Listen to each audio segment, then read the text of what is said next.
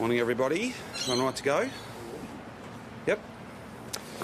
Thanks very much for joining us. There are 221 new cases of coronavirus today. All of those are locally acquired. 98 of today's cases are linked to known outbreaks and other cases that are already in the system. The balance are all being investigated by our coronavirus detectives, our public health team. That takes the total number of cases to 1,920 active. All except 4 of those are locally acquired. Just again to give you the age range, which I know everyone's interested in, just to make the point that this is across the whole community and everybody's business. 285 are aged 0 to 9, 305 are aged 10 to 19, 498 are in their 20s, and 315 are aged in their 30s. 86% of all active cases are under the age of 50. So this is going where the vaccinations aren't. It's going where the vaccine isn't. It is a pandemic of the unvaccinated. We've got nobody in hospital that's been double dosed. Again, further evidence, further reason to go and book an appointment. Go and get vaccinated as quickly as you can. Clinics are open. GPs have got supply. I can confirm that there are indeed thousands of appointments that are available for both AstraZeneca. There are some Pfizer appointments, but AstraZeneca is the vaccine that is available today, and there are appointments that you can put your name beside as soon as possible. There are 120 people in hospital. 33 of those are in intensive care, and 15 of those are on a ventilator. Yesterday we had some 42,429 test results come back to us overnight. It's a strong number. We, of course, again just remind and appeal to Victorians, if you're not feeling well, if you feel sick, then please act on that really fast and go and get tested. If you need that $450 payment because you would be out of pocket, you don't have leave entitlements that you can fall back on, many thousands of Victorians have made application and received that funding. It's a payment on behalf of all Victorians to compensate you and your family for doing the right thing by everybody else. It's a really important thing, and again, you're not on your own. Thousands of people have applied for those payments, and those payments have been made. In terms of vaccinations, we have the biggest day ever yesterday, our biggest day ever in our state-run hubs. 36,716 doses were administered. And as I said yesterday, we'll see capacity across our state clinics, all 55 of them, extra hours, extra cubicles, a total capacity increase of some 40,000 extra shots a week. We have been building up in increments of 25,000, so it's growing and getting bigger. And it's not surprising that yesterday was, in fact, our biggest day on record. That's 2,680,174 doses that have been administered in our state clinics. We are, as a state, we're at 62.2% first dose and 38.6% fully vaccinated. So we are fast approaching that 40% fully vaccinated, and we just keep moving through the 60s in terms of first dose performance. And our state clinics are doing an enormous job, a huge amount of work to make sure that we're getting more people vaccinated as fast as possible. So too are our GPs. Pharmacy really ramps up quite soon as well, and we thank all of our partners and all the staff, regardless of what setting they're working in, all the staff that are out there getting literally millions of Victorians vaccinated.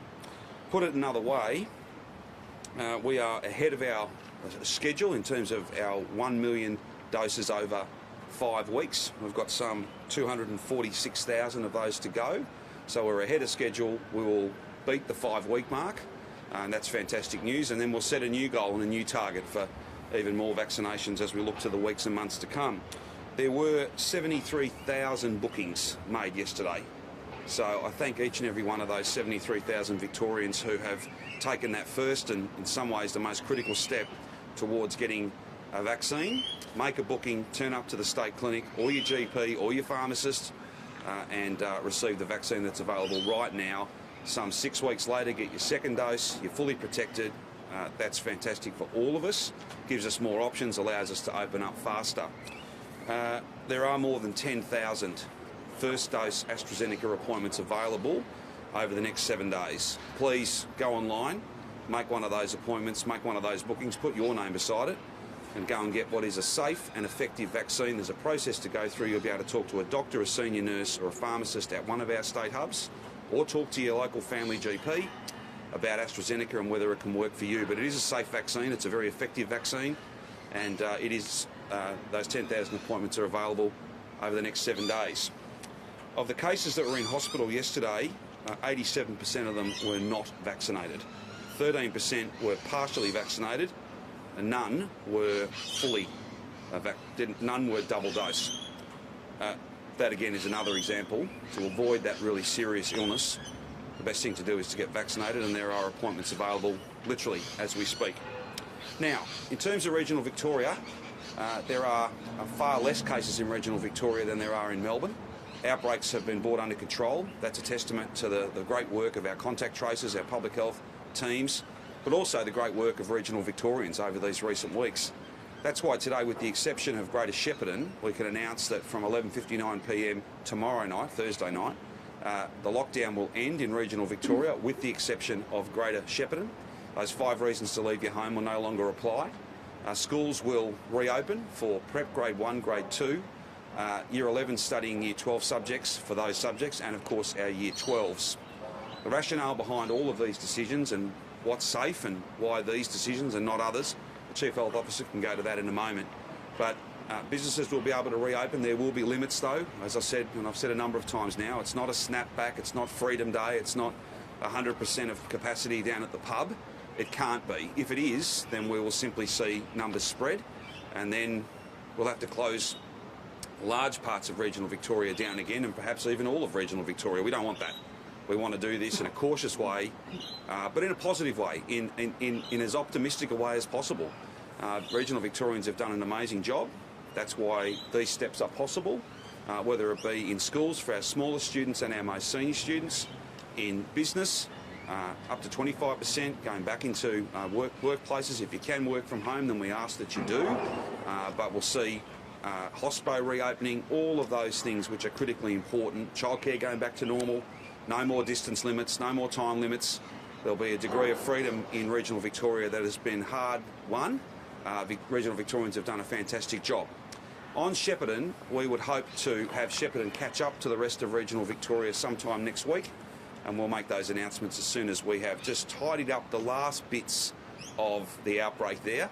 The Golden Valley community's done an amazing job, and I thank everybody who's volunteered, everybody who's isolated at home, everybody who's been through that 14-day journey, and of course to all of our staff under the command of Deb Abbott out of EMV and so many others. They've done a fantastic job. Hopefully we can have Greater Shepparton on the same footing as the rest of regional Victoria next week, and the sooner we can do that, the better, and we'll make announcements as soon as we're in a position to make those changes.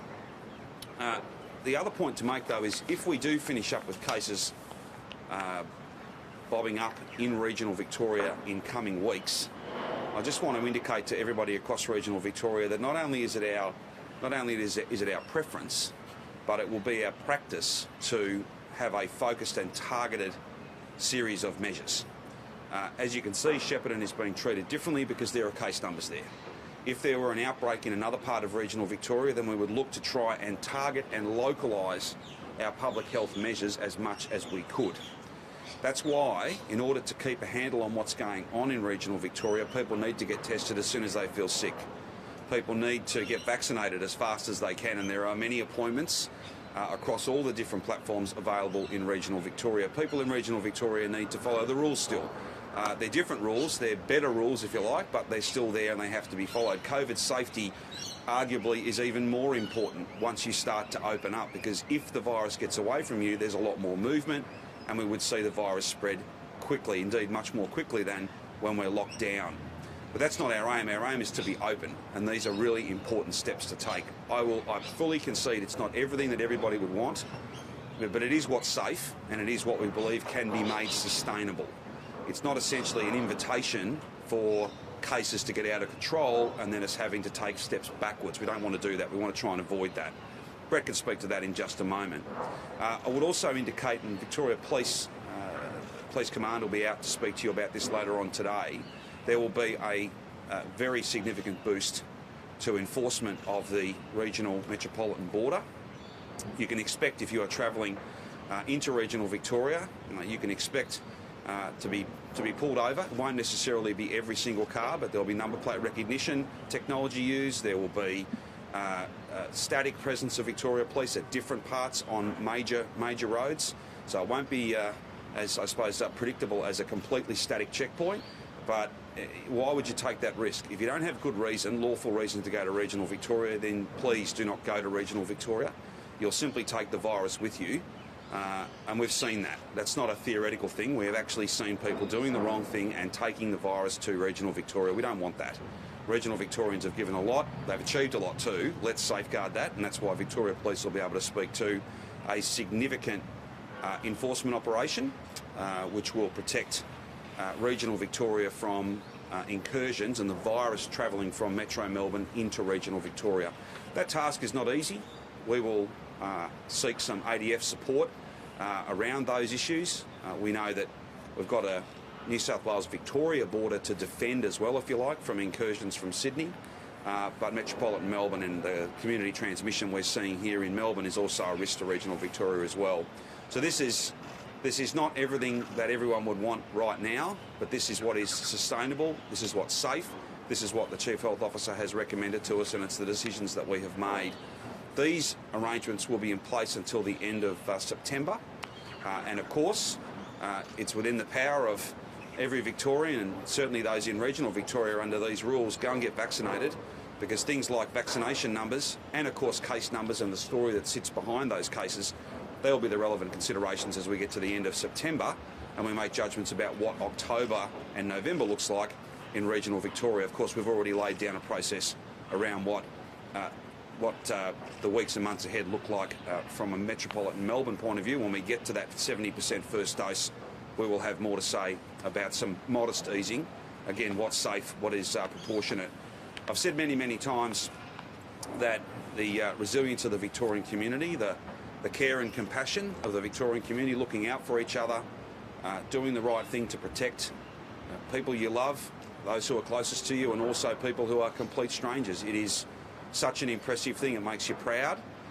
We can be hopeful and we can be optimistic as we see vaccination numbers increase, as we see people going to extraordinary lengths, acts of kindness, looking out for each other, supporting each other. That's a very positive thing. These steps in regional Victoria are exactly what we're all working towards, and of course it's all about the national plan and hitting each of those milestones and being able to go even further as we get to 70% double dose and 80% double dose. These announcements in regional Victoria today, effective from midnight tomorrow night, are, if you like, in addition to the national plan. They're consistent with it, but they're in addition to it, and it is a tribute and a testament to all the work that regional Victorians have done to drive these cases down. Shepparton just a little bit behind, but we'll have them on the same footing as soon as we possibly can. I expect that will be sometime next week. And you've got a table with you. There'll always be lots of questions about who can do what and where and how all these rules work in regional Victoria. We're happy to take any questions today or to come back to you later on.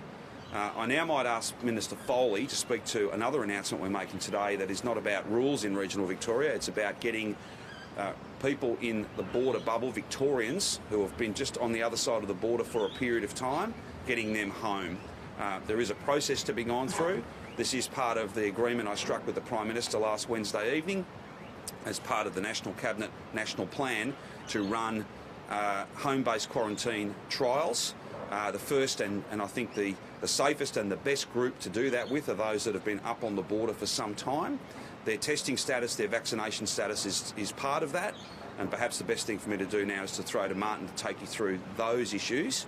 But just before I do, there is one change to the rules that does relate to metropolitan Melbourne, and it's the direct result of listening and then responding to the concerns and issues that have been raised directly with me and with other members of the government. At the moment, single parents are not able to access childcare. The issue around authorised worker status no longer matters. If you are a single parent in metropolitan Melbourne, you will be able to access childcare. That'll mean many thousands of households are in a far more equitable position than they have been. I apologise for for the fact that the system has not necessarily worked for you, but these are the right steps to take, the right changes to make, and then you'll be able to access childcare. That's great for you and your kids, and it's obviously great for you to be able to work from home, noting that you're doing it solo. You don't have the support of a second parent in the household. That's a common sense and positive change, and one that we're pleased to announce today as well. To talk about the border bubble and the repatriation of those hundreds of Victorians who've been stranded there for a period of time. It is heartbreaking to have people locked out of our state, but this is a really important first step to getting many thousands of Victorians who are stuck in New South Wales home. But we've got to get them home safe and sound. It's got to be done properly, and these are very important first steps towards that. Minister.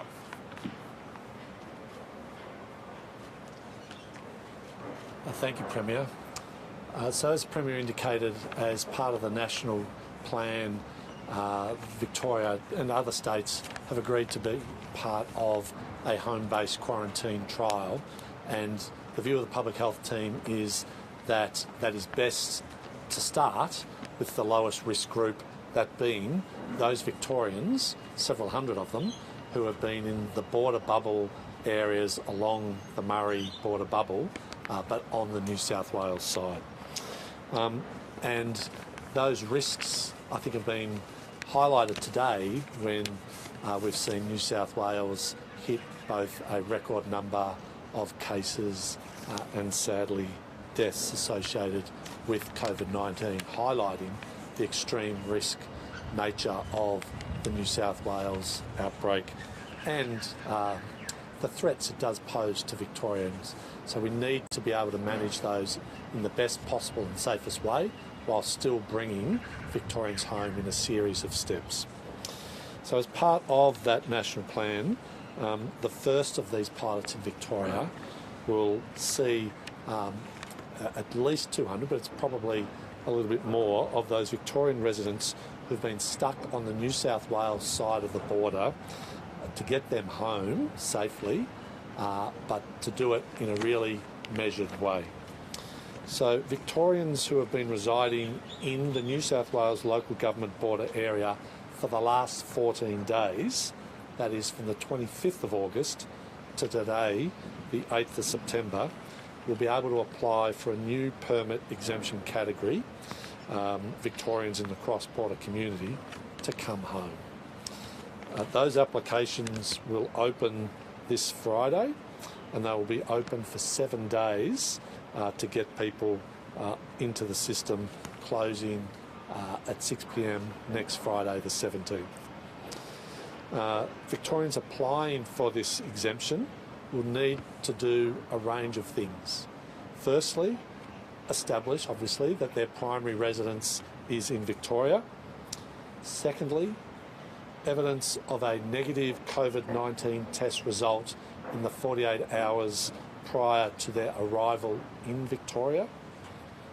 Thirdly, that they have evidence of having received at least their first dose of the coronavirus vaccine.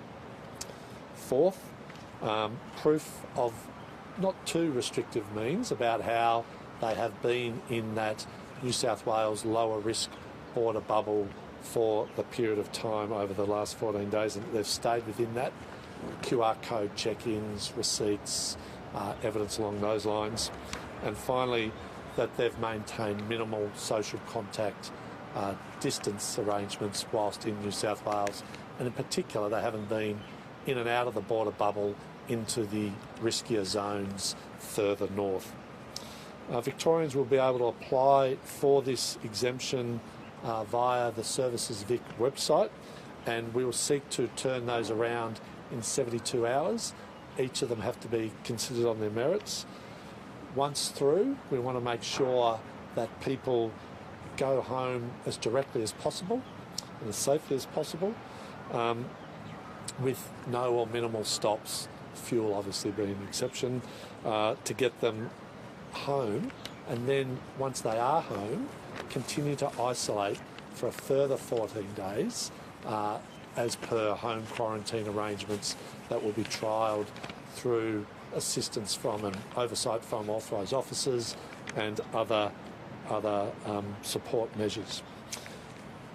Obviously, if that gauges people who also share that house or that residence, they will also be required to quarantine with you in that period of time. Other Victorians who aren't in that border bubble and who haven't been there for 14 days, we'd urge you not to rush to the border bubble because you won't be eligible in this first iteration of the program. We know that there continue to be a whole range of cases that are still being processed around end of life, urgent medical treatment, urgent care, and they are being dealt with progressively. And other cases are being declined on the basis that there are other options available to people. We will get through those processes, and once we've looked at further prospects of trials, some technologically supported as per the wider National Cabinet home-based trials, we want to make sure that we then move from this lower risk area into the higher risk areas of New South Wales and get those Victorians back safely, progressively. We do apologise for the discomfort and the disruption that is causing many, many Victorians. But as we've seen today, the risk in New South Wales grows, and the last thing we want to do is import that risk, however inadvertently, into Victoria and make our already challenging situation even more difficult. We will work through this initial trial in the low risk areas. We will continue to work on other solutions and other methods to get those other Victorians home as soon as we can. Again, we apologise for the frustrations and the difficulties that it's causing, but we will approach this in good faith and get Victorians home safely and as quickly as we can. I might hand over to the Chief Health Officer now. Thanks, Minister. So we've obviously, as a public health team, weighed up the changes to restrictions in regional Victoria very carefully. We do believe that these changes, modest though they are safe and appropriate steps that we can take to grant some extra freedoms for those in regional Vic. I certainly know how hard it's been for everyone, especially those in regional Victoria who reflect on the fact that they may not have had a case for some weeks or months, or maybe not through the course of this entire year. But we've also seen the risk of incursions into regional Victoria and just what it means when an outbreak takes hold. SHEP's done such a fantastic job, but it has taken several weeks and tens of thousands of people quarantining and thousands of people getting tested in order to start to get that under control. And it's looking good, but it takes an enormous effort, and no town in regional Victoria wants to have to go through that if we can manage that risk. Just today we've seen 5 new cases in regional Victoria in different local government areas, which I'll speak to in a moment, but it does speak to that ongoing risk. Shepparton does illustrate just how quickly it can take hold, and with these changes there'll be an ongoing need for everyone in regional Victoria to continue to follow the rules to manage that risk of outbreaks occurring and getting beyond the public health response. We don't want that to happen. The same for those in metropolitan Melbourne. Follow the rules, do not go unnecessarily or against the rules into regional Victoria, and if you're permitted to go into regional Victoria, please stick to all of those precautions that we ask of you. We don't want anyone breaking those rules. There will be compliance and enforcement done around Melbourne to manage that very risk, and nobody wants to be the person that shuts down a shire or an LGA or a town in regional Victoria because they haven't followed the rules. We do have significant case numbers in Melbourne. Those active numbers will, almost double over the next week. So the risk will increase in Melbourne, and we need to do our utmost to protect each other here, but also to protect regional Victorians by being hyper-vigilant, looking out for symptoms, getting tested. Our vaccination rates at the moment improving significantly day by day, but still not at a level that we can throw open freedoms to the extent that we'd like to. Certainly while Melbourne's in this situation. But I do believe that today's announcements are a safe first step towards more freedoms for regional Victoria for the rest of this month. But we have had 5 new cases in regional Vic today. There's been a case in Mildura, who's normally a resident of Metro Melbourne's travelled there. The reasons for the trip we're still looking into, but there are a few exposures related to that trip. There's a case in the Latrobe Valley, likely acquired in Melbourne. All of the household close contacts have tested negative, which is a good sign, but there will be some low-level exposures associated with that case. There's another case in Mitchell Shire and a case in the Bellarine Peninsula, both linked to construction work in the city. We're working through interviews with the Mitchell Shire case, but the Bellarine case in particular doesn't appear to have community exposures of any concern.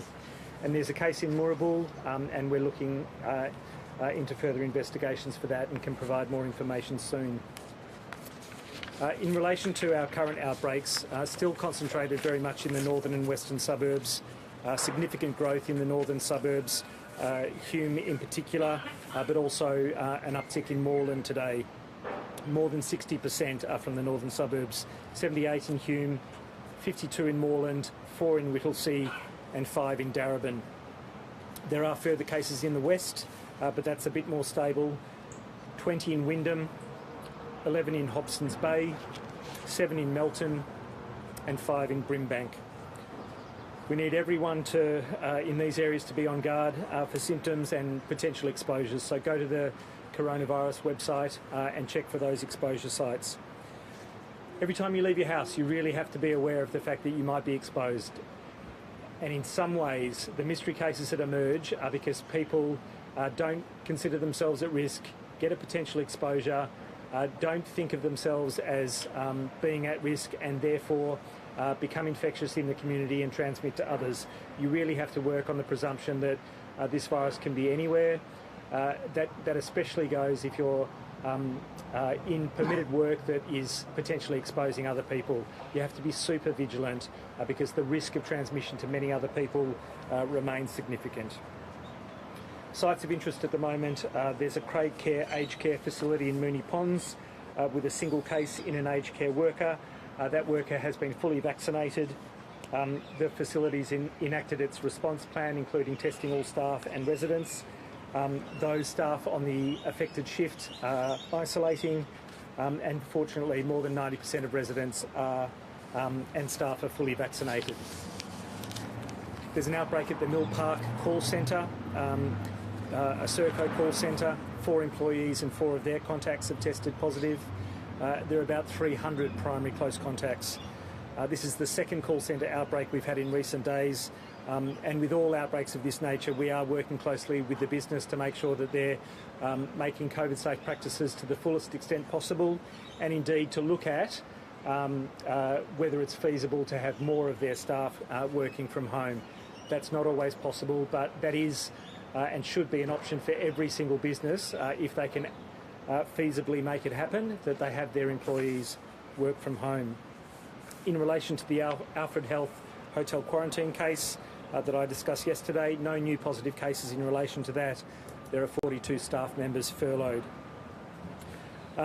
So I hope today's news is a relief somewhat for regional Victorians. I do want to be clear, as the Premier said, it's not Freedom Day, it's not snapping back to really substantial movements, interactions with people, but there are some freedoms to enjoy. I hope people do enjoy them. But I hope people keep in mind that that's a fragile state.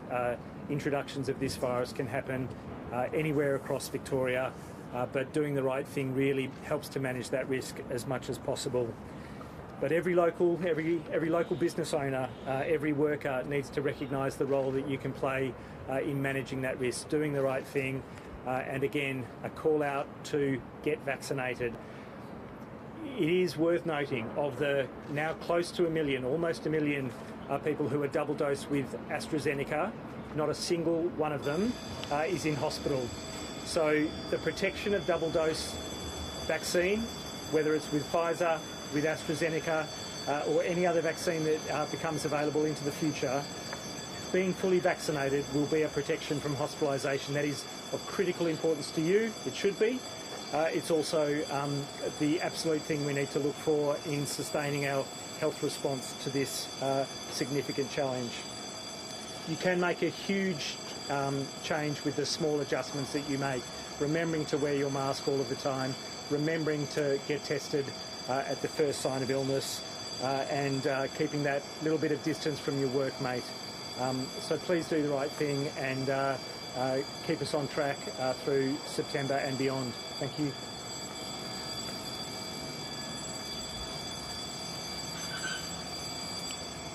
Happy to take any questions you have. Premier, in regional Victoria from this week, you'll be able to go to the pub when you're a parent of a grade 3 student, but your child can't go to school. Does the government have its priorities right? Well, the government is doing what the Chief Health Officer has determined is safe. So, again, we can't have every school student back, every teacher, every parent moving all across, back and forth, all over regional Victoria. That's the determination of the Chief Health Officer. We have in the past had our smallest kids and our senior students back, and we have then had a staged return, a staggered return. That's what we're hoping to build towards, but this is what's safe now. I suppose the alternative would be, well, okay, let's keep all the schools closed until we can have every student back at the one time. That doesn't make any sense. This is what's safe, this is what's proportionate, this is what can be defended, if you like. We've got a lot of virus in Melbourne.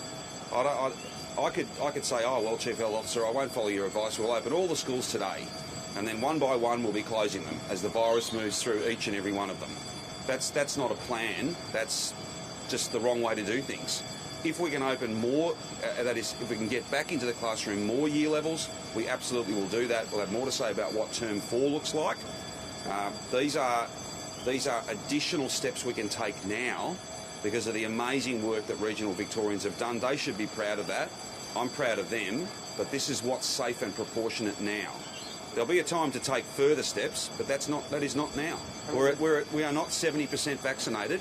We're not 80% vaccinated. That is still some time off. If you kept pubs closed in regional Victoria, perhaps could you open to grade 3 students because it's a massive movement? No, that's not.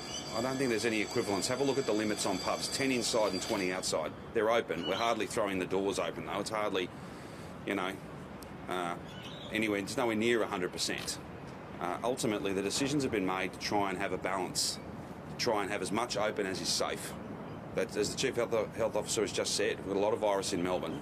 If we could do more right now, we would. The fact is, the advice says that we can't. Is it safe to have targeted, localised lockdowns in regional Victoria from now on when we've got nearly 2,000 active cases in the state and we've even got a couple of new cases as far afield as Mildura today? Why wasn't it safe to do that weeks ago? Sorry, Rachel, I can't... Sorry, if it's safe to have targeted, localised lockdowns from now on, you foreshadowed that will be the case in regional Victoria from now on. At a stage where today we've got nearly 2,000 active cases in the state, we've got new cases in regional Victoria. Arguably, in some ways, there's never been more cases than there have been since last year. Why wasn't it safe to have those targeted, localised lockdowns in regional Victoria previously instead of locking down the whole state? Sure. Well, no, there's never been a situation where cases in regional Victoria lock down the whole state. That's simply not right. I don't think there's ever been a situation where, because of something happening in regional Victoria, the whole of metropolitan Melbourne has been locked down. So that's not accurate. Well, I'm coming to your question. Let me. I understand. I didn't hear your question. Now I have heard it. I understand, and I'll answer it. The key point here is that we're not chasing zero anymore. So that the notion of a very, very small tolerance for risk, that's no longer. I'm not inviting spread. I don't want more cases, but there is a little bit more room to move. The other thing too is that, once you get an outbreak that's wild, like it was in Shepparton and under control, you have more options. You don't have those options while you're still trying to work out what has happened, where have people been, where are the cases. We get some sewerage surveillance, we get exposure sites from detailed interviewing. We're in a better position today than we were 2 weeks ago, and that's fantastic. So, too is Shepparton's in a better position than they were 2 weeks ago, and it's all testament. It's an absolute testament to the work that they've done. What I'm indicating is, and this is for the first time that we're talking about imposing rules as opposed to letting them off in a no longer chasing zero world, if that makes sense. I'll try and come up with a shorter version of describing that for you, but ultimately, it's not that binary zero or heaps of cases. we do have some tolerance for some cases because we know we're not going to drive it back down to zero. But we all have to keep them lower than they'd otherwise be if we just opened everything. And the advice is, just to be very clear, Stephen, all of you to be very clear, the advice is, and the Chief Health Officer can add to these comments, if you opened every class at every school, and then went even further in hospo and even further in lots of other areas, and lots of people will be urging us to do that. They already are, and they will tonight, tomorrow, for as long as it takes to get them fully open, then we would see cases explode in regional Victoria, and then the whole place will have to be shut down again. So it will have been open for a short time, but not in an enduring way. Now, I understand. I understand the frustration. I understand the challenges of not being fully open. We all want to be fully open. The key to that is not announcements we make at 40% double dosed, but the steps we will absolutely take in a graduated way, 70% double dosed, 80% double dosed. They are the key markers. They are the key markers also in the national plan. That's why getting vaccinated is so important as we race towards those 70 and 80% marks. That's when we have many more options, and where, we're not having to make some of these really challenging choices and have sort of a balance across different sectors. We can have everything open with some rules, but everything will be open. That's what we're all working towards. And just on that point regarding vaccination, given that's what we're chasing, 70% single dose and double dose, Yep. and cases being concentrated in the north and the west, Yes. will there be an extra concerted effort to redirect a lot more vaccine supplies to those areas? Well, just on the issue of vaccine supplies, obviously I'm very pleased to see an acknowledgement from the Commonwealth Government that this is not a debate. This is not something for us to be arguing about. It's a fact. What has happened, it needs to stop, and it needs to be fixed and remedied as soon as possible. So I'm very pleased to see that there's acknowledgement by officials, and indeed perhaps a de facto acknowledgement from the relevant minister in the Commonwealth Government. What's happened shouldn't have happened. It has. We can't change that. Now let's stop that from happening again, and let's get those vaccines that should have come to Melbourne all along and to Victoria, let's get those vaccines into our state. In terms of all communities where they are below the state average, they will be the subject of targeted work that we do. Sometimes that'll be about age, for instance, where there has been, for the best of reasons, a bias towards older people. They've been at higher risk. Therefore, some younger suburbs, younger communities are a bit lower. There'd be some cultural reasons. There's a bit of misinformation out there around not getting vaccinated. I don't think that's a massive issue, but it's there. We'll have a targeted campaign. We already are doing some work, but we'll have more announcements to make quite soon about literally taking the vaccination program to local areas, to local communities. You would have noted yesterday in the Cho release, I think, and maybe in my release as well, some reference to, there's information on the website, group bookings are now something that can be done. So often, with the support of peers, with the support of family and friends, with the support of people in your group, whatever that group might look like, that getting vaccinated might be an easier process. So everything from that to pop-ups that we've done in a number of different places. As I've said before, we will finish up, I think, in a situation as we try to go to 80 and then as far beyond 80 as we can, because every percentage point will mean less people in hospital and less work for our nurses. We will be out there at the end of the street, literally knocking on doors. But that's all about bonus. Hopefully we don't have to do that to get to 80. Hopefully people can see that if you want to end the lockdown, if you want to be out and enjoy all the things that you love and see the people that are most important to you and see, the absolute resumption of our comprehensive jobs plan, as has been detailed in 2 budgets now, getting vaccinated is the key thing that you can do to make that real. And when will we begin to see some of those extra targeting of these particular communities? Well, we've already seen a number of pop-ups, whether it's at Newport Mosque, you've seen some pop-ups at Greek Orthodox churches, some workplace stuff that we're doing as well. That'll ramp up, and we'll have more to say about that. I had a lengthy meeting about that on Monday. Our state clinics have already... So, Samay, the best way to answer it is this. This week already I've announced that we're going to add 40,000 extra shots. That's 40,000 extra jabs. That's total capacity boost in our state centres. We'll have more to say in similar vein about how we're going to take the program out to local communities and what that will look like. And we might even be able to put a number, a target, if you like, beside that. Just on hospital address between the feds in terms of vaccine rollout, do you want that going to state-run clinics? Do you want it going to the GP network or both? Well, we're happy to have it go to both, of course. But I would just say our state-run clinics are, I think, the best in the country. They're working at great pace, and no criticism of GPs, but if you're a very newly registered GP, or if you only got told this week that you're going to be part of this program, that will take some time to get up and running. I would ask the Commonwealth to think very carefully about whether, if we were to get, say, the majority of those additional doses that make up for the fact that they went to Sydney, then maybe we'd be able to get them into arms quicker. That's not a chip on anyone, but it's just, I think the fact of the matter is our state clinics are flying, and I think we're probably well placed. Should the feds have opened up more Come to you, GPs? Rich, in just 1 second, I promise. Should the feds have opened up more GPs and pharmacies in the north and west months ago, rather than doing it sort of next week? Well, look, I can't change what was done months ago. What we can do, though, is when there's an unfair allocation, we can point that out. And I don't apologise for standing up for Victoria.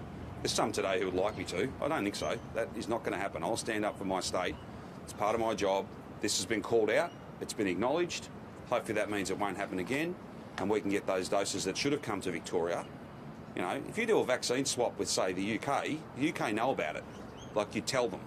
If you're essentially doing a vaccine swap with us, we'll take some of your allocation now, give it to Sydney, and you'll get it back later without telling us. That's not really a swap. That's something altogether different. So we're not having a debate about this. These are the facts. And we're not arguing, we're just making the point. And it's a very important part of National Cabinet. It's a very important part of our constructive relationship and partnership as states, territories and the Commonwealth Government, that these matters get dealt with. So we need those doses, and we need them now. Victorians shouldn't have to wait months, and let's hope that we don't have to. Rich? Just on hospitals, have you seen a spike in the last couple of days? I think 25 people admitted to the Alfred overnight. And are you concerned, there's some concerns from healthcare workers who have been vaccinated for some time, that their immunity, I guess, is waning? Is that something that's across your... No, I don't have advice about that particular health service or spike in presentations. Obviously, those numbers, the hospitalised numbers that we report every day, they have been growing steadily. As we've said many times, the basic maths is 10% of the total cases will finish up in hospital, and 1% of the total cases will finish up in intensive care. There is stress in the system right now. There'll be even more stress over coming weeks and months. That's why we all have to work as hard as we can to not make the job of our nurses harder. So following the rules doesn't just get us open sooner. Getting vaccinated doesn't just get us open sooner. It also means that our nurses have less work to do, and it's going to be a tough time for them. So let's all of us make the best decisions and the best judgments so that, you know, we're not making the job even harder for people who are absolute heroes. In terms of the booster program, you'd need to speak to the Commonwealth about that. But as I understand it, it's been put to me by the Secretary of the Health Department in Canberra and others that they're well placed to begin boosters potentially as early as the end of the year, and certainly the early part of next year. That's the advice I have. Beyond that, I'm happy to chase it up for you. And if those healthcare workers are concerned and they believe they need a booster sooner, will they be put, I guess, back to the top of the queue given the work they do? Yeah, absolutely. I think that there's been... Well, it just makes sense. I don't know that to be the absolute case, but logic tells you that those who were vaccinated first, because they were in need of the greatest protection, because they were at greatest risk, whether it be as a frontline worker or someone who's frail and aged and living in private residential aged care, they'll get the first booster shots as well, because we're about making sure that we maintain the protection that vaccines give them. And given the expected increase to the hospitalisations, the 4,000 beds you announced last year when this pandemic began, if you like, where are we at with that? I think the Minister said yesterday 560 odd. Is that going to continue to scale up, or is that something that is not required? No, it'll scale up based on how many patients we have. So, but are those beds ready to be manned, I guess, staff? Well, we will. Yeah, we're doing a lot of planning at the moment around the physical spaces where beds go, the staff who provide that one-to-one nursing, all the equipment, the PPE, the different consumables that you need for each patient. All of that planning is well and truly underway. At the moment, we have a relatively small number of people in hospital and a relatively small number of people that need intensive care. Those numbers are going to grow. That's the nature of this thing, particularly as we open up. So there will be a peak, and the key point here is supporting our nurses and the whole health team to manage that peak. We will have sufficient supplies of all the consumables. We'll have sufficient beds and staff. It will not be easy. It'll be very challenging. This is, after all, a very infectious disease. So, it's not going to be easy. But I think our nurses and our system are up to that task. But there's going to be some very challenging days, as we see in New South Wales right now. Nothing about this is easy, and that's why, again, I just appeal to people. Look, regional Victoria opening up, this is great news. We can be confident, we can be optimistic about that. Melbourne will have the same experience once we get people vaccinated and move through the 70 and 80% gateways. In the meantime, though, we just all have to work as hard as we can not to make the job of our nurses even harder. It's pretty simple. It's pretty simple. They're heroes, they do a great job. Let's not make their job even more difficult, even more complex by breaking the rules or putting off our vaccination, thinking that we can do that in a couple of months. Go and get the Astra shot today. There's 11,000 appointments available. Do we have the staff to, do we have the medical staff to, I guess, staff 4,000 extra beds? Well, again, you would only need to staff that many beds if you had that many patients, and we're working as hard as we possibly can to avoid ever having to have 4,000 people in intensive care. That is unheard of. But again, we've got a streaming system. Martin might want to add to this. We've got a streaming system where some hospitals are designated. That's very important for infection control. We don't want to have these patients scattered in small numbers all across every single hospital. That poses a much greater risk. We've got equipment. We've got all the kind of consumable stuff as well. And we will flex up these beds and we will manage demand in the system based on how many people present. But all of us can play a part in determining how many people finish up in hospital. The more of us that get vaccinated and the faster we do it, the less people will finish up in hospital. The more of us that follow the rules and understand that the choices we make do contribute to the amount of cases we have, the less people will be sick, the less people will be admitted to hospital. The maths holds up remarkably well. It is 1 in 10 finish up in hospital, and then a further 1% of the overall cases finish up in ICU. Let's all of us make decisions and choices that limit those numbers rather than bolstering them. On health system preparedness, I'm briefed routinely, but the Minister is doing this every single day, so maybe he wants to add to my answer.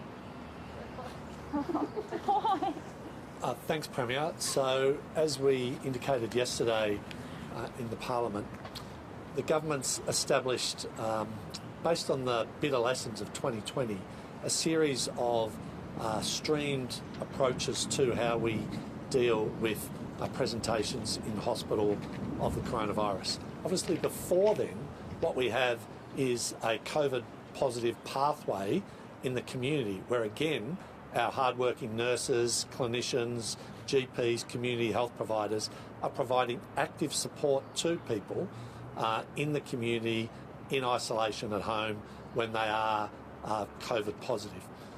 Engaging with them every day, keeping an eye on them that way. And those nurses, those clinical staff are doing a fantastic job as well. But Delta is a nastier variant of the coronavirus, and it does more damage, and it puts more people more unwell quicker. And as a result, what we've established based on those lessons and international experience is an initial 4 streamed hospitals that focus around specialised IPC control, ventilation, staffing arrangements to manage the adults. In addition to that, we've set up paediatric specialist units at 2 other hospitals and specialist women and maternity support in 2 others. And that's all on the basis of expecting to grow that should cases increase across not just those hospitals but a range of others. And it's almost the iron-like maths logic of cases today in 10 to 12 to 14 days, some will need further levels of hospital care. So as we see more cases, we have to prepare for that into the future. And as the Premier said, whether it's beds, whether it's locations, whether it's consumables, whether it's PPE, whether it's equipment, all of that is critical. But ICU nurses and specialists do not grow on trees. The thing that we can do most importantly to support them is to follow the public health rules, is to get ourselves vaccinated as soon as we possibly can. Those frontline ICU staff last year in full PPE, in N95 masks for 12-hour shifts, for double shifts. They flog themselves senseless for the Victorian people. The least we can all do to back them is to make sure that we take those public health measures, we follow the rules, and we get vaccinated. That way we will support them. We've got better plans, we've got better equipment, we've got more experienced people with international experience showing us how we can get through these systems. But the best way we can get through that is to keep the cases low by getting vaccinated and following the public health rules. Can I ask the Premier a question, if I may, just about the family in Newport? There was media out there yesterday and saw that COVID positive family coming and going from their house yesterday, and they haven't been stopped. I believe they've been spoken to. But what can be done about making sure people who are COVID positive, specifically that family, remain in their homes? Yeah, I've not seen that footage. I'm not doubting your account of it, Chanel. Look, at the end of the day, we do literally thousands of checks every day. So if you're a positive case and you're in for 14 days, you've got to stay away from others. You can't be going out. There's no exercise. There's no 2 hours a day. You are locked in so that you're not a risk to other people. They're public health orders. They're directives of the Chief Health Officer. There are some very substantial fines if you're not complying with that. And we do, on average, we do between 1,000, 12, 1,500 checks a day. And a very, very high percentage, well into the 90s, of those people are where they're supposed to be. But again, there will always be some who choose to do the wrong thing. I just appeal to people, please, if you're asked to isolate, please do that. Because if you have been asked to isolate, then there's every chance you've got it. There's every chance some are confirmed as having it. You're being asked to isolate on behalf of others. If you need things, we'll get you whatever you need. We'll provide you with all the support you need, including financial support. But it's just something you have to do. I know it's very difficult, but you look at the people in Shepparton, they weren't sneaking out. They weren't having people over. They were doing an amazing job, and that's why they've driven these case numbers down. We had no cases overnight up there, which is a credit to them. They've done a fantastic job. That's why, hopefully, in just a few days, we'll be able to have Shepparton open up on the same terms that the rest of regional Victoria is opening up. I know you say you're not familiar with this particular example, but if they have been warned several times and they're not obeying the rules and they've obviously got COVID, should they be moved to hotel quarantine? Well, we have done that in the past. There have been some people who've been moved to hotel quarantine, many of whom wanted to go, some who perhaps didn't want to go, but they finished up in hotel quarantine because they were a risk to others. There are many options. I'd certainly hope that it didn't have to come to that. I hope that people would just see common sense. This virus is real. It kills people. Many others get very unwell. It's not a good thing to get, and it's certainly not a good thing to be actively spreading through not following the rules. I'm more than if I can get you any further information about that specific case, but again, you would always hope that it never came to something like that. Hopefully people can just see reason that this will be over soon. We'll get to 70%, we'll get to 80%, we'll be able to do things we can't do now, but it's going to require all of us to keep following these rules. And if you've got COVID now or even post 80%, you're going to have to stay away from people because you're a risk to others. We are very much heavily relying on the goodwill of people. 18 months into the pandemic, we're seeing COVID fatigue play out. The illegal gathering last night, for example. Yeah, so you're not concerned that people will breach quarantine, or you'll see more of these illegal gatherings? I'm always gatherings? concerned that people follow the rules. And that's why, literally every day I'm up here talking to you about exactly that issue. I'm concerned to make sure that people do the right thing, and it's for themselves, for their family, for every family, because it'll get us opened up sooner and it will avoid them being fined. So for every reason, whether it's very personal or on behalf of others, I'm not too fussed about what motivates you to follow the rules, but I'm just asking you, for all of those reasons and more, we all have to play our part, as difficult as this is. Yeah, the basic point of logic here is that if you don't follow the rules, you're just prolonging it. We will be locked down for longer. Why would we want that? We want to get vaccinated, we want to get to 80%, and then we have options and freedoms that we just can't have now. People obviously aren't, it's just really quickly, but people aren't listening. They're holding illegal gatherings, they're illegal engagement parties. People are... Well, some people aren't. Well, hang on, let's be clear. The vast majority of Victorians are doing the right thing, and it's to them that I say thank you. And it's on their behalf that I get angry that the focus is taken off them. We should be focused on them. They're doing fantastic work. There will always be some that do the wrong thing. That's not an excuse, but it helps to explain it. And I would have thought that whether it's people who had a gathering and inadvertently videoed it, or people who had an engagement party, they've all paid a significant price for that. Like everybody except the kids at the engagement party got a $5,500 fine. The activity last night, where I believe a cameraman was injured, which we send our best wishes to him, it's just appalling conduct.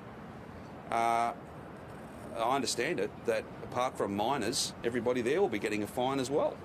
So it's just not smart. It prolongs the lockdown, it potentially puts people in hospital, and it is against the law, and you will be caught and you will be fined. So for all those reasons and many others, please don't do that.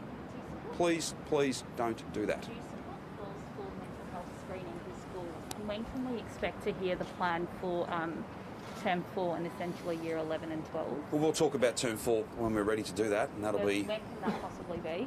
Well, it'll be when it's ready, and that's not today, but we will have more to say, as I've said. All the way through this, we've given you a sense of the work we're currently underway with, the stuff we're doing, because if we're working on it, you're entitled to know about that. But that sometimes means we talk about things that aren't quite ready yet, and then when they're ready, we can tell you all of it, and we can answer all the questions you'll have, no doubt. We don't announce everything in one press conference. As long as these sometimes run, we need more time than that to go through everything we're working on. In terms of... Sorry? Oh, sorry, I was just reminding you, mental health screening. Very good. Excellent. Excellent. Well, we have, for instance, these last couple of years, we've worked very hard to roll out mental health clinicians in all of our secondary schools. We're very proud of that. Just as we did at the end of last year, we assessed that our kids had various needs. There were challenges after 2020. And that's when we put in the best part of 6,000 tutors. We will assess, toward the end of the year, we'll assess what's necessary, what do our kids need, and we'll have further announcements to make then. But, we know that this global pandemic has taken a toll. We know that there's a lot of pain and hurt out there, and just as we supported people as we moved into 21, we'll do the same thing in the weeks and months to come. Have you spoken to either the Prime Minister or the Federal Health Minister since you made those comments yesterday about Victoria getting their fair share? No, I haven't spoken to the Prime Minister. I think he's been rather busy doing other things, as have I. Minister Foley has spoken with his counterpart, and the Secretary of my department has spoken to General Fruin, and may even have spoken to the Secretary of the Prime Minister's department. So officials are talking, ministers are talking. I think this is pretty well resolved. It's no point arguing about it. Like, it's just a fact. Like, it is an absolute fact what's happened. It needs to stop. I'm really confident that it will. Now that it's out in the open, I don't think it'll be happening anymore. And then hopefully we can get those doses to make up what we've missed out on, and we can get those into Victorians' arms as soon as possible. What Yep. does a day in the life of a home quarantine traveller look like? Will there be added technology, facial recognition? What sort of extra precautions are we taking in Victoria? Well, these are a lower risk group, so I don't think we'll necessarily need to do facial recognition technology. There'll be checking, just like there is for other people who are isolating. And I'm very confident that those people will be, they'll be delighted, and I'll be delighted too to have them back at home, back in their state. I'd be very confident that they'll do the right thing. But there'll be a framework to check on them, just as we check on other people who are isolating. When we move further north, though, and we start bringing back people, many hundreds and indeed thousands of people from Sydney, where there is much more virus and there's community transmission pretty well everywhere, that's where I think technology will be a really important part of that. And we'll have more announcements to make quite soon about what the second stage and the third stage of bringing all those Victorians home looks like. But the further north we go, the greater the risk, and it's on that basis that we'll deploy different technology, and that'll be, I suppose you could probably still say it was part of the trial, but because we haven't done home-based quarantine before, but this is going to work, and it's going to be a really big part of our future. As well, I think next year we're going to have a facility for high-risk groups. We're going to have a facility down at Mickleham that'll be very important for us, and we won't have to use hotels anymore, which are not designed for the work they're currently doing. But there'll be many more people who are double vaxxed, perhaps coming from lower risk countries, that'll be able to come into Australia, come to Victoria and do their quarantine at home. The quarantine may not even be 14 days. Quarantine may be, if you're double dosed, it may be, 2, 3, 4 days, get 2 negative tests, and you're on your way. All of that's to be worked through. AHPPC are looking at that at the moment, but we'll get these Victorians that are right on the border. We'll get them home over the next week or so. That's fantastic for them, but that's just a start. We know there's many more, and we'll have further announcements about how that'll work. Do you have a rough number? I know you said hundreds. Do you know how many have flagged their intention to return? I think we've got something like 5,000 to 6,000 people that have registered or have registered with us to say that they're from Victoria. They're in New South Wales mainly. We're just going to work through that in a diligent way. They all want to come home. We're going to get them home. But it's got to be done safe. It's got to be done to protect them as much as to protect the broader community. There's a lot of virus around, and we need to make sure that we're not doing anything to add to case numbers here. So I think this is a really good first step, I think, and then we'll be able to take the second and third and so on quite soon after. Is Melbourne getting a ring of steel again? I wouldn't necessarily call it that, and the reason I wouldn't call it that is because Victoria Police have got a slightly different model. There'll be checkpoints. Not necessarily every car will be stopped, but everyone's at absolute risk of being stopped. So I wouldn't like the odds of travelling into regional Victoria if you don't have a lawful reason to do so. There'll be number plate recognition technology. You know, Victoria Police have used the air wing, drones, all sorts of different things. I'll let them speak later today about what they're going to do, but it'll be a much enhanced presence between Metro Melbourne and regional Victoria, and I would advise against anyone who doesn't have lawful reason to go to regional Victoria running that gauntlet and testing their luck, because the fines are very, very significant. It's 5,500. Premier, on vaccine passports, the Commonwealth has announced it plans to start issuing international vaccine passports from next month. Is that something the state government is aware of, or something that was spoken about between No, the that's leaders? entirely a matter for the Commonwealth. We're very focused on having the best interface between the Services Victoria app and the federal database that has whether you've been vaccinated or not. That's the kind of passport thing that we're focused on. We're going to run some trials, as I referred to last week. We're already talking to pubs and restaurants.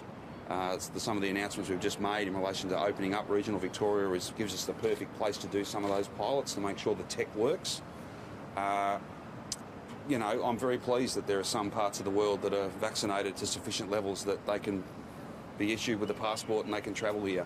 My focus is on getting our community vaccinated. That's got to be the absolute focus. And how that will be facilitated, because Scott Morrison today did say that he wants the states to plan to how to integrate this into society. So Sure. could you talk through The how that'll digital look? passport. Correct, yeah. Well, as far as international travel goes and the borders and visas, that's obviously a federal issue. From a state point of view, we're talking about next year. We're going to have a purpose-built quarantine facility, so that to the extent that that's relevant, that'll work. Beyond that, our vaccinated economy pilots, if you like, so rather than locking everyone down, we instead lock unvaccinated people by choice out.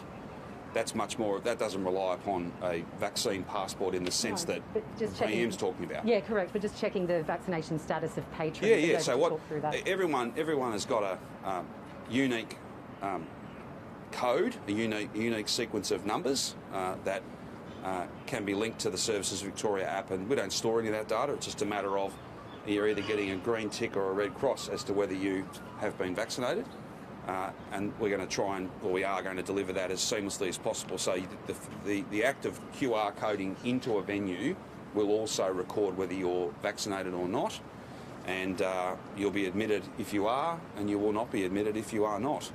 Another reason to go and get vaccinated as quickly as possible. Just on that, are you concerned with putting the onus on hospitality workers or people at venues having to police this system? Well, I think that, well, I'll put it to you this way. My conversations with the hospitality sector, what they know is that if they've only got vaccinated patrons, they're going to be operating at much closer to 100% capacity than if they don't.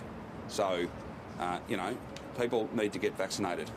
And if you choose not to, well, then that's a choice you're making. And I'm being upfront. I will not lock down the whole state to protect people who won't protect themselves. I'm just not doing that. I will not do that. So there's every reason to go and get vaccinated. And there's 11,000 AstraZeneca appointments available right now. Vaccine you can get today is the best vaccine. Process to go through, of course, but I would encourage people to make those appointments. Can you give us an update on about a drug called it's more a concern of supply, or it has been a concern of supply. However, we all know at least one person that's fallen down a rabbit hole of conspiracy theories, and some have actually been healthcare workers and the like. Is there any sort of education program that you guys are looking at? Some of us are very well acquainted with conspiracy theories. Yeah. Some of us have been the subject of them. But anyway, I would just say this. There is so much evidence. It's just so clear that if you are double vaccinated, you are not going to finish up in an intensive care unit. You're also you're at a much lower risk of contributing to someone else being in an intensive care unit. Let's all get vaccinated so we can get past this. The sooner we're vaccinated at 70 and then at 80%, that's the ultimate number, the 80% number, the sooner we can be open. No more lockdowns. You know, we can have our freedoms back. We can be, again, refocused on, as a government, on the delivery of our comprehensive jobs plan, 2 budgets worth of investment. All of that's what we need to be doing. We just got to get to that point, and 80% is the key marker. Conspiracy theories, you know, you should never get involved in arguments with people that make up their own facts. I try not to do that, but the facts of these matters are very clear. These vaccines are safe, these vaccines work, these vaccines save lives, and these vaccines will allow us to open up. So please go and get one, and then get your second dose. Will we try and target those people once we've reached 80% in a sort of like education campaign, or is that not a priority? Well, look, there are some people who I think can't get vaccinated at the moment or haven't got vaccinated because it's hard to access. And we've dealt with some of those issues the last couple of days, hopefully with more GPs coming online and getting the stocks that they're entitled to. We're expanding hours, more cubicles at state clinics, all of those things. We've got drive-through vaccination, 5 of them, I think. No, I don't think any other state's doing that. So we're being as creative as we can be to get people through. So there's a little bit of hesitancy, or a sense of, not hesitancy so much, but it's a little harder to maybe get through the system. So we've got to make it easier for those people. Then there'll be other people who have a very different worldview to me, and for whatever reason, they decide that they're not going to get vaccinated, not just for COVID, but for anything. That's not a choice that anyone should be making. I would respectfully argue, get vaccinated. There are vaccines there for you, so we can have less people in hospital, end this lockdown, and get back to normal as fast as possible. There's been some concern about a Camberwell clinic who's offering consultations, paid consultations for a drug called ivermectin as a treatment for COVID. It's been raised on radio this morning as a concern. Sure. I was intending on asking Professor Sutton what the medical advice is, but he's gone. So he's gone, and I won't provide. I'm happy to get an answer for you, but I'm not briefed on that matter, nor would I provide you with medical advice. But I know that the TGA has made some approvals recently. The status of that and the status of whatever advertising is going on, I'm happy to chase it up for you, Mark. But I'm not briefed on that. Who are working in regional Victoria, will they be given, will there be priority lanes at testing centres? Yep. Wherever we are mandating testing, we'll do our very best to get those people through as fast as we can. The numbers are still holding up very strongly. We've got a lot of tests being done, and the results are being returned to people the following day, 98, 99%, which is very good. Do they just walk up or drive up to a testing centre and say, hi, I'm from Melbourne, working in regional Victoria, separate lanes? I would just make the point that, let me come back to you on the exact arrangements we'll put in place.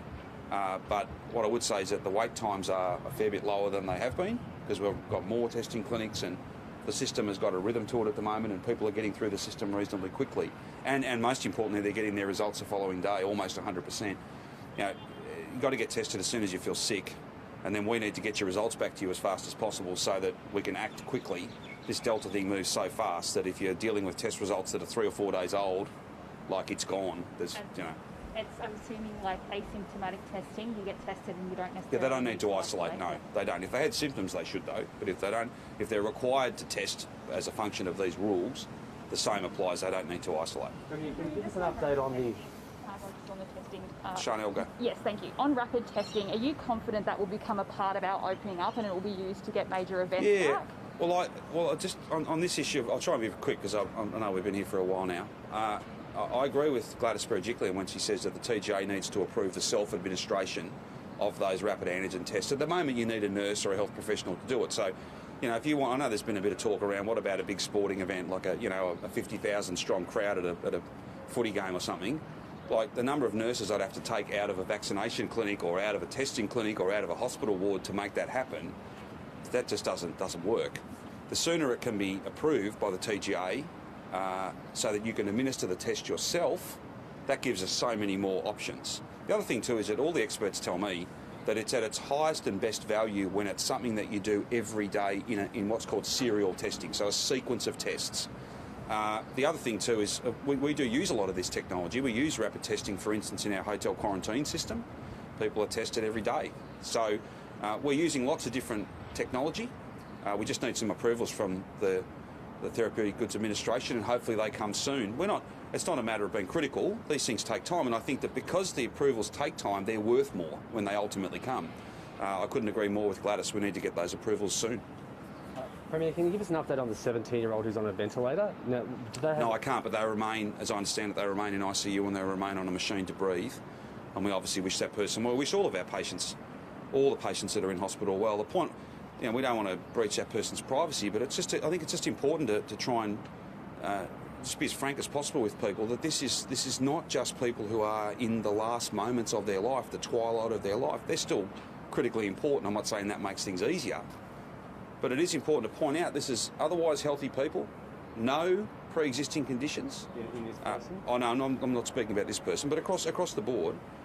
The other thing too is that a lot of us have got pre-existing conditions of one sort or another. Like none of us should be sort of fooled into this thing that there's the super fit, and then there's a big group in the middle, and then there's the chronically unwell. Like if you've got asthma, then you've got a pre-existing condition, and asthma and this doesn't go together very, very well. I've got a couple of asthmatics in my household, so you can be otherwise fit and healthy and still have a pre-existing condition. This is more harmful than last year's variant. It's not only do more people get it because it moves faster, but it will make you sicker than what last year did. That's what the evidence shows us. So it's everyone is susceptible to a potentially really bad Delta variant experience, and that's why we have to keep the cases down, and that means we keep the number of people going to hospital down. Did the vaccine rollout to vulnerable young people, did that get out fast enough to the people who were on the NGIS? Well, look, I'm not here to run a commentary on vaccines other than to say that we need our fair share. I think I've made those points pretty clearly this week, and hopefully we'll be getting that fair share very soon. But look, we're all working as hard as we can. It is a national program, and that's why it needs to be nationally allocated in a fair and equitable way. Anything we're given, we will get it out very quickly through, I think, an absolutely first-class state-run vaccination hub system and GPs and pharmacists who are equally committed to doing this important work. They just need the stock. On hotel quarantine, there's a nurse who works in the Medi Hotel for Alfred Health in the city who's COVID positive. Have genomics come back? Do we know if she got it through a leak from HQ? No, I don't know that the genomics have come back. The Chief Health Officer spoke to this yesterday, and there's no update at this stage. If there is one, we're more than happy to provide it to you. We do have community transmission, so it may be that she's got it in the community. This is why we test so frequently, so we can find these things quickly and then act on them. So we thank her for her work and we wish her well. She's positive, so she's on her own COVID journey now, so she's gone from caring for people who have COVID to being a COVID patient herself. So we wish her and her family well. On Shepparton, Shepparton? Shepparton, I appreciate this might have been a question for Professor Sutton. That's okay. Do you know how many active cases there are now? And what would trigger the lifting of restrictions? I don't have an active cases in Shep number, but I'll get you one. I know there were no new cases overnight, which is very good. We have picked up a few through day 13 testing, but where we're at, the numbers are quite stable. We just need a few more day 13 tests to be done. I think we just need a little bit of time to see it settle and be certain that that's the pattern, that that's where it's actually landed. Hopefully we can be back here in just a few days' time and be able to announce that Shepparton can go onto the same footings as the rest of regional Victoria. After all, they've done an amazing job in really, really challenging circumstances. And how will you police that outbreak? You won't impose a ring of steel, obviously, around No, I think Victoria Police will speak this afternoon about some checkpoint activity, and we don't want people going into or out of Shepparton unless they absolutely have to. Those stay-at-home rules remain in place, hopefully only for a few more days, and we can have Shepparton on the same footing as the rest of regional Vic. Do Melbourne businesses expect a similar reopening plan to the regions as outlined today? What's the sort of concrete plan for them going forward? Well, we're very clear that once we get to 70% single dose, we can make a number of changes that relate. They're modest, and we've been very clear about that. We're not trying to oversell them. 3 hours exercise, 10 Ks instead of 5. some changes in real estate, for instance, of people being able to go and inspect a property. Construction industry potentially going to 50% if we get 90% vax coverage, single dose in those workforces. We're going to try and add to that list if we can. We just have to see how many cases we have over the coming days and weeks. And then we'll have more to say about that comprehensive roadmap in our race to 80%. But that's not for today. That'll come when all that work, and I mentioned 4 or 5 streams of that work last week. There are many more that are going on. But when we're ready to be able to speak about that in definitive terms and answer all your questions, we will. But there's an enormous amount of work going on because none of this is simple. On the Ripponlea gathering, if that's okay, Yep. it's obviously part of a very small, tight community. Their use of technology might not be as prolific as ours. What kind of campaigns are we doing to sort of, engage with the ultra-Orthodox Jewish community, whether it's, regarding vaccinations, COVID, lockdowns, etc.? Look, I think that there's been... I'll put it to you this way. Firstly, I want to thank Jewish community leadership who have called this out yet again. I thank them. Their partnership with our government is one of safety. It's one of trying to keep people out of hospital and limit the spread of this virus, and I'm genuinely grateful to those faith and community leaders from the Jewish community who have stood up and called this out. This is very bad behaviour. Secondly, I don't buy this line that people are not technologically savvy. Like, this has been going for 20 months. Like, everyone knows about this. This is not new. It's been something we've all endured for a very long time. And no one gets a leave pass. No one's allowed to go and have gatherings like that. It's just not fair. It does nothing but spread the virus. And let's hope that from that gathering last night, we don't see cases. Let's hope we don't see people getting very, very unwell as a result of those choices that have been made. I know this has been a tough 20 months for people of faith and for people of no faith. The rules apply. We're a secular community and the rules apply to everybody. And pretending that you don't understand that there's a global pandemic on, I don't buy that. But again, I just want to reiterate how grateful I am to faith and cultural leadership across the Jewish community for being very clear about this and calling this out, and I'm very, very grateful to them. The local member for Caulfield says he's written to you about this small group of people that are meeting under the guise of support groups such as AA. Are you aware of this? Is that what happened last night? No, I haven't seen his letter. And again, if he's, I'm not sure what point he's trying to make, but I'm happy to chase that up. But again, I wouldn't want people to see this as being reflective of any community, the Jewish community, either culturally or from a faith point of view. Jewish community leaders have called this out as being wrong, and that should be acknowledged, and it should be a point of pride for those leaders. They are genuinely leading their community in a very difficult time, and I thank them. Have we come to the end? Sorry, No, it's all right. On the new border permit application, yes. Is there a cap, or is it a case of first in, best dressed? No, we think it's 200 to 300 people, and we'll be able to process all of those. It may finish up a few more. I just again say don't rush to the border bubble, because if you're not already there now, then rushing there won't do you any good. We will get those people home. That's the first part of the pilot, or the trial, if you like, and then we'll just expand that steadily. Technology will become an increasingly important part of it, and we'll get everybody home. That's what we're all going to work towards. It's not a simple thing. We can't just let everyone come back at once, but we'll get them all. We'll get them all home, and we'll get Victorians out of their homes by getting vaccinated. Please go and book one of those 11,000 AstraZeneca appointments that are available right now. Hopefully there's less than 11,000, because we've been talking about it for an hour and a half, and what seems longer than an hour and a half, actually. You done? Done. Sure? Good. Thank you so much.